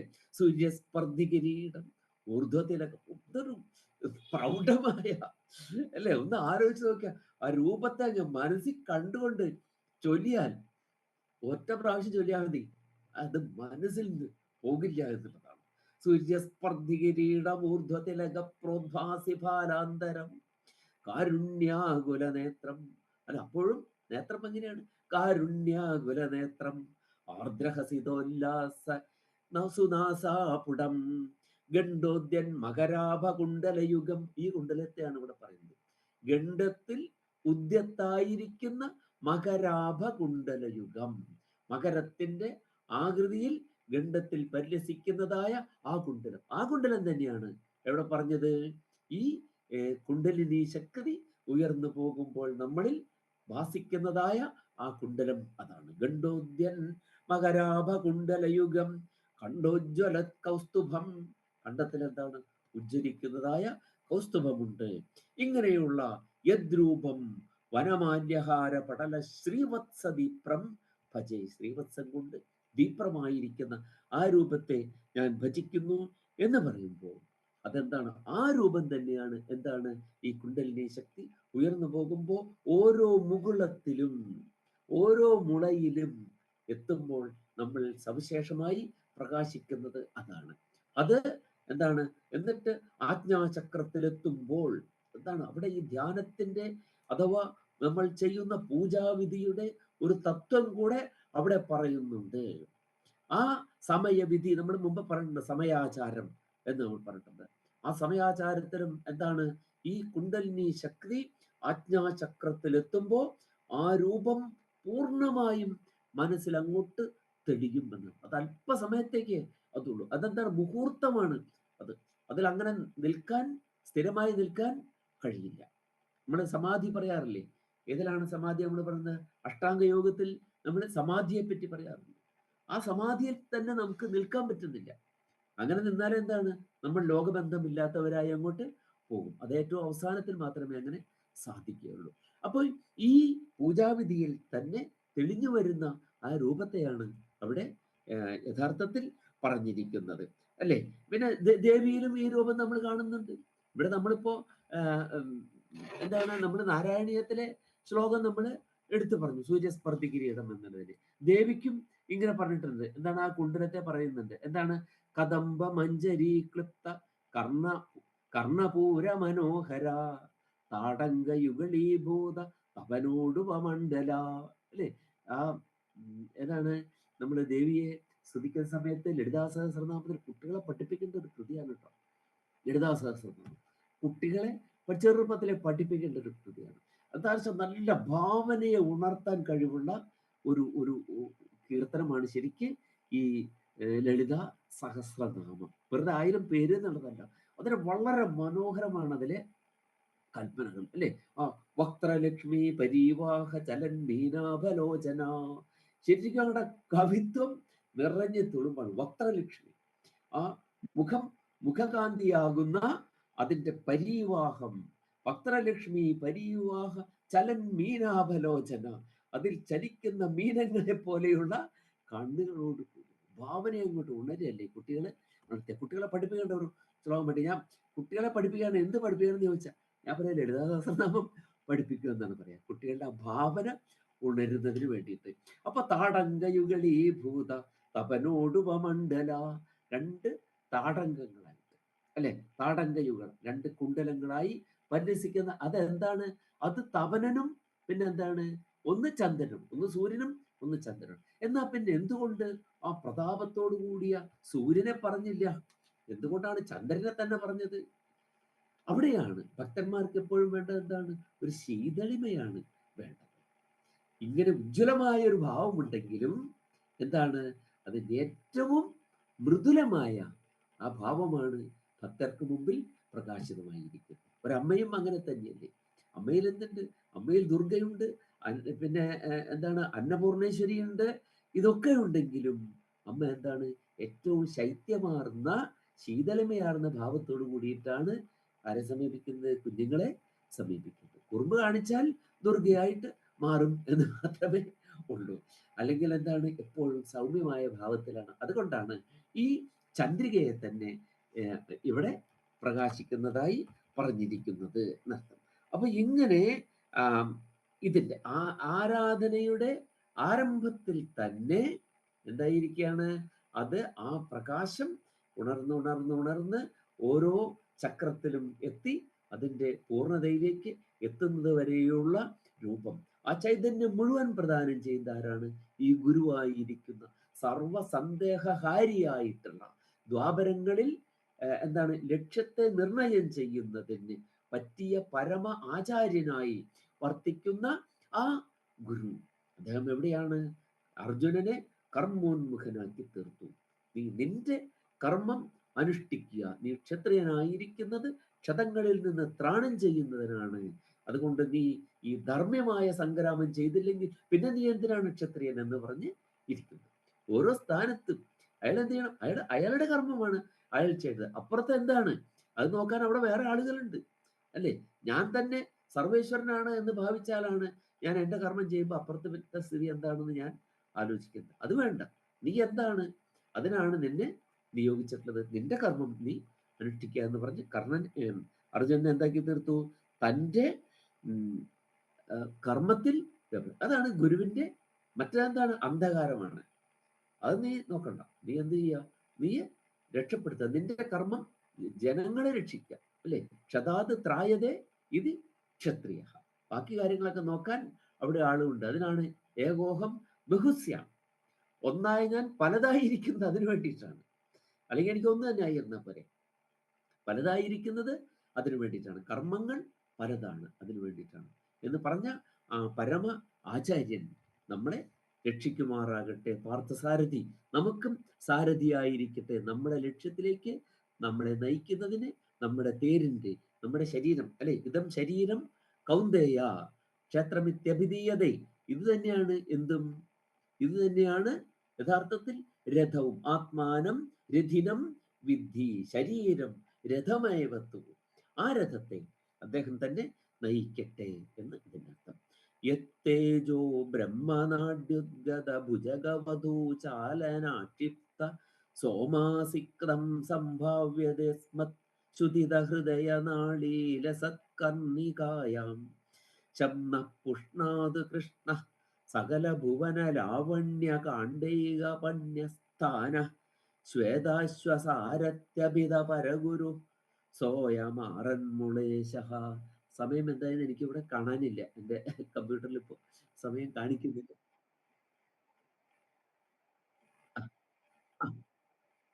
ആയിക്കോട്ടെ ആയിക്കോട്ടെ ആയിക്കോട്ടെ. 24-ാമത്തെ ശ്ലോകം. ഞങ്ങളുടെ സംശുദ്ധമാം ഹൃദയനാളിയിലിരിക്കും കുണ്ടലത്തിളക്കത്തോടെ അങ്കുരിക്കുമേതൊരു തേജസ്സാണോ ബ്രഹ്മനാഡിയിൽ നിന്നുയരും നാഗവധുവാം കുണ്ടലിനി സർപ്പത്തിൻ ചടുല ചലനത്താൽ സമാകർഷിക്കപ്പെട്ട ഹൃച്ചന്ദ്രനാൽ നനഞ്ഞതായി ആശങ്കിക്കപ്പെടുന്നതെന്തോ ഞങ്ങൾക്കുള്ളിൽ സവിശേഷമാം കാന്തിയോടെ പരിലസിക്കുന്നതെന്തോ സകല ലോകത്തിൻ്റെയും ലാവണ്യപൂരം വിപണനം ചെയ്യും ഒരേയൊരു സ്ഥാനമായിരിക്കുന്നതെന്തോ ശ്വേതാശ്വൻ പാർത്ഥന്നു തേരാളിയായി പരമഗുരുവായി വർത്തിക്കുന്നതാരോ ആറന്മുളയിൽ കുടികൊള്ളുമാ ശ്രീകൃഷ്ണമൂർത്തി നമുക്കേകട്ടെ മംഗളങ്ങൾ. എനിക്ക് ഒരു തെറ്റുമില്ല, ഒരു തെറ്റുമില്ല. നന്നായിട്ടുണ്ട്, നന്നായിട്ടുണ്ട്. ശരി ശരി ശരി ശരി. സാറേ സാറേ മെലഡി ആണേ ഒരു കാര്യം എന്ന് പറഞ്ഞോട്ടെ. ഈ ആറന്മുളയിലെ ഈ സങ്കല്പത്തെ കുറിച്ച്, ഈ ഷഡാധാരത്തെ കുറിച്ചുള്ള ആ ഒരു സങ്കല്പം വരുന്നതായിട്ട് മനസ്സിലാക്കിയിരുന്നേ ഇല്ല കേട്ടോ, മനസ്സിലാക്കിയിരുന്നേ ഇല്ല. പിന്നെ അതിനകത്ത് ഒരു കാര്യം, മറ്റേ സൂര്യനാടി ചന്ദ്രനാടി ഉണ്ടല്ലോ, കുണ്ടലിനി ഇടപിംഗള സൂര്യനാടി. അപ്പൊ ഇവിടെ ആ മറ്റേ ശ്വേതാശ്വന്റെ കാര്യം പറയുന്നിടത്ത് അവിടെ അങ്ങനെ ഒരു ഉപമയും കൂടെ വരുന്നുണ്ടോ അതിനകത്ത്? ഈ ചന്ദ്രന്റെ പ്രഭയെ കുറിച്ച് പറയുന്നുണ്ടല്ലോ. അപ്പൊ ആ കൂട്ടത്തില് മറ്റേ സൂര്യപ്രഭയും കൂടെ പറയേണ്ടതല്ലേ? അതും കൂടി ആണോ അവിടെ പറയുന്നത് എന്നാണ്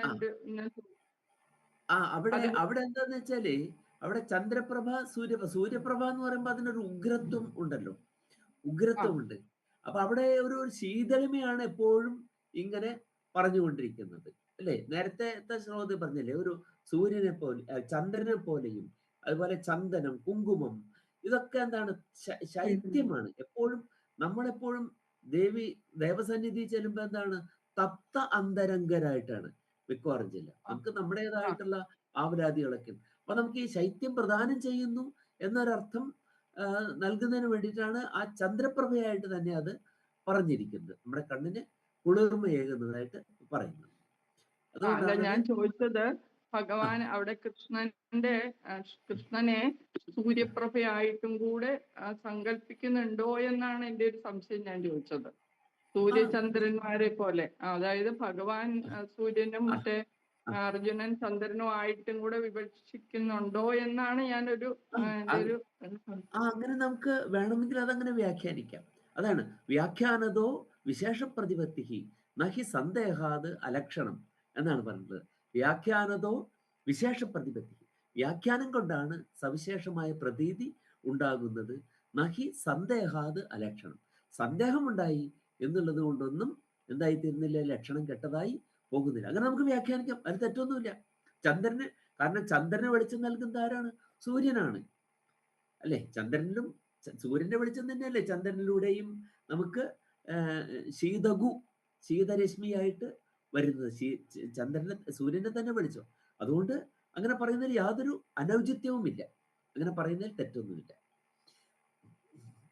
ശരി സാറേ. അതുപോലെ ചെങ്ങന്നൂര് മറ്റേ പരമശിവന്റെ ഭാവം സാറ് പറഞ്ഞപ്പോഴാണ് മനസ്സിലായത്. അത് ആ ഭാവം ഒരിക്കലും സങ്കല്പിച്ചിരുന്നില്ല. പല പ്രാവശ്യം പോവാറുണ്ടെങ്കിലും ആണ് പരമേശ്വരന്റെ ഭാവം സങ്കല്പിച്ചിരുന്നില്ല. അത് ഒരു പുതിയ അറിവായിരുന്നു സാറേ. നന്ദി, വളരെ നന്ദി സാറേ. സന്തോഷം. അങ്ങനെ ഒരു ഭാവമാണ് അവിടെ ഉള്ളത്. അല്ലെങ്കിൽ ദേവിക്ക് എന്ത് വരണമായിരുന്നു? ദേവിക്ക് ക്രോധമാണ് വരുന്നത്. നമ്മൾ തിരുവാന്താംകുന്നി പോകുന്ന പോലെ അല്ല, തിരുവാന്താംകുന്നി പോകുമ്പോൾ നമ്മൾ ശരിക്കും നന്നായി മാറി നിന്നിട്ട് തന്നെയാണ് അവിടെ തൊഴുന്നത്. കാരണം ദേവി അവിടെ ഉഗ്രഭാവത്തോട് കൂടിയിട്ടാണ് ഇരിക്കുന്നത് തിരുവാന്താംകുന്നില്. അങ്ങനെയല്ല, ഇവിടെ അങ്ങനെയില്ല. ഇവിടെ ശരിക്കും എന്താണ്, ശീതളിമ തന്നെയാണ് ഇവിടെ ഉള്ളത്. അപ്പൊ ഒരിക്കലും ദേവിയുടെ മനസ്സിൽ അങ്ങനെ ഒരു രോഷം ഇല്ല. പിന്നെയും എന്താണുള്ളത്? ആർദ്രഭാവമാണ് ഉള്ളത്. തൻ്റെ തിരോധാനത്തിൽ ഇത്രയേറെ വ്യഥ പൂണ്ടിരിക്കുന്നുവല്ലോ തൻ്റെ നാഥൻ എന്നുള്ള ഒരു ഭാവമാണ് അവിടെ ഉള്ളത്. അതുകൊണ്ട് അവിടെ ആ രോഷത്തിന് അവിടെ യാതൊരു പ്രസക്തിയുമില്ല. തന്നെയല്ല, അതിനാണ് പ്രാധാന്യവും കൽപ്പിച്ചിരിക്കുന്നത്. ശരി സാറേ, വളരെ സന്തോഷം.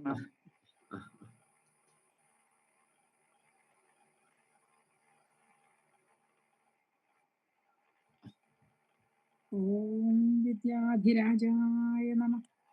മനോബുദ്ധ്യഹങ്കാരചിത്താനി നാഹം ന ശ്രോത്രജിഹ്വേ ന ഘ്രാണനേത്രേ ന വ്യോമഭൂമിർന തേജോ ന വായു ചിദാനന്ദരൂപ ശിവോഹം ശിവോഹം ചിദാനന്ദരൂപ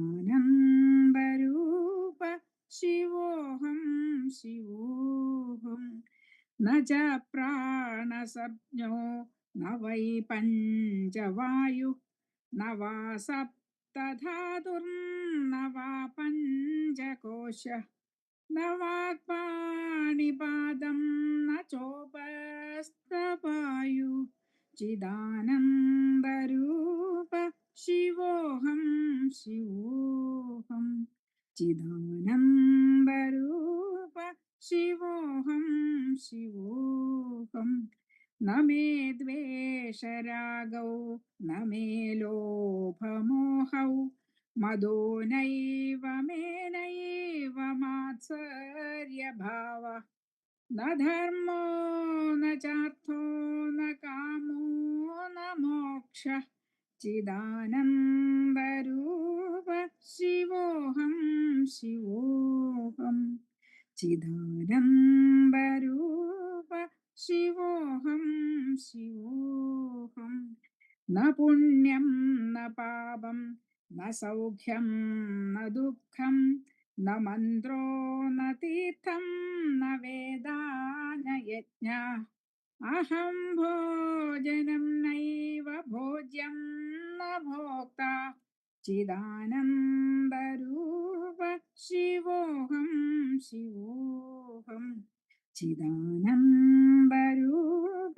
ശിവോഹം ശിവോഹം ന മൃത്യുർന ശങ്ക ന മേ ജാതിഭേദ പിതാ നൈവ മേനൈവ മാതാ ജന്മ ന ബന്ധുർന മിത്രം ഗുരുർനൈവ ശിഷ്യ ചിദാനന്ദരൂപ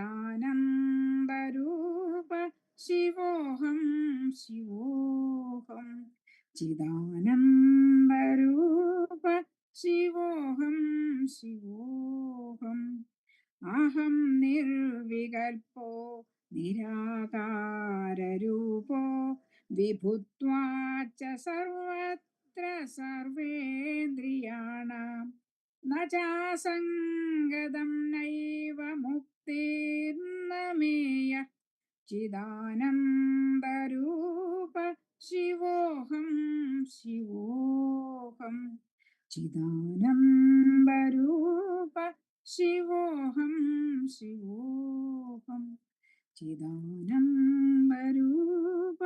ശിവോഹം ശിവോഹം. ഓം വിദ്യാധിരാജായ ഗുരുഭ്യോ നമഃ. ശരി, അപ്പൊ നമുക്ക് കാണാം. എല്ലാവർക്കും നല്ലത് വരട്ടെ.